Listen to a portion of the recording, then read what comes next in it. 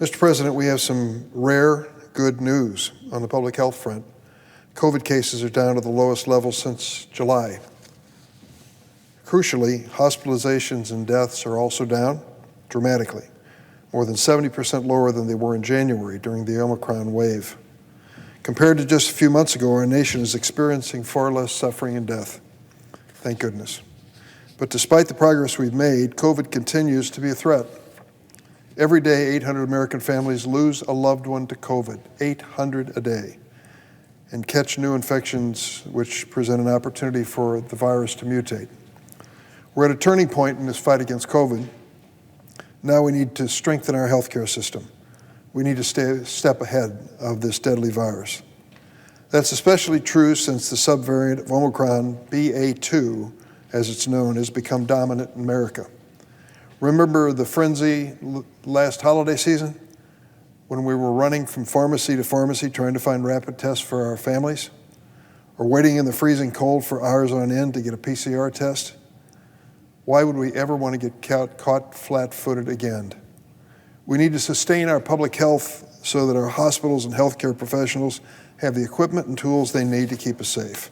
The one thing dramatically worse than returning to the dark days of COVID-19 and the deadly variants would be to return unprepared. If we want to keep our masks off, and I do, want to keep our kids in school, and I do, and our businesses open, we need to make smart investments in America's capacity to confront future strains of these variants. We can't continue this cycle of neglect and panic. The pendulum swings harm our health system and contribute to unnecessary cost and suffering. Congress must come together on a bipartisan basis, and shouldn't we all agree on this, that we move as a nation in the same direction?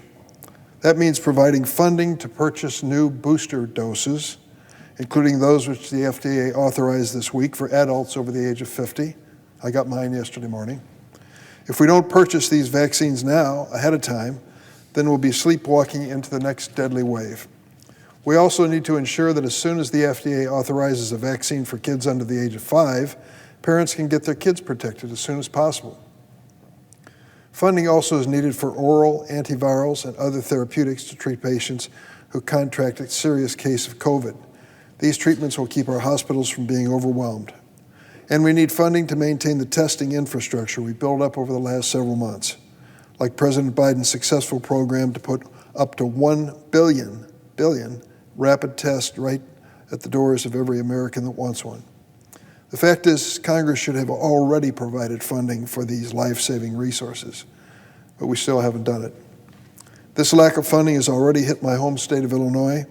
Last week, shipments of monoclonal antibody treatments to our state were scaled back 35% to preserve the supply.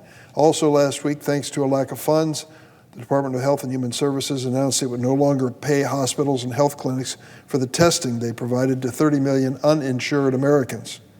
Several free community-based testing sites and pharmacies in Illinois are now closing up. The money's running dry. At one community health center in Illinois, 1/3 of the patients are uninsured. That clinic has received more than $150,000 to test, treat, and vaccinate the patients. Money well spent, not just to protect these patients, but every Illinoisan. If Congress doesn't provide new funding, that health center may be forced to close for good. All of us want to keep the masks off for good and move past this coronavirus. But to think we can just wish away COVID forever would be naive, irresponsible, and fiscally unwise. I urge my Republican colleagues to join in a bipartisan effort to provide new funding for our COVID preparation and response efforts. Let's be ready for whatever this virus might bring.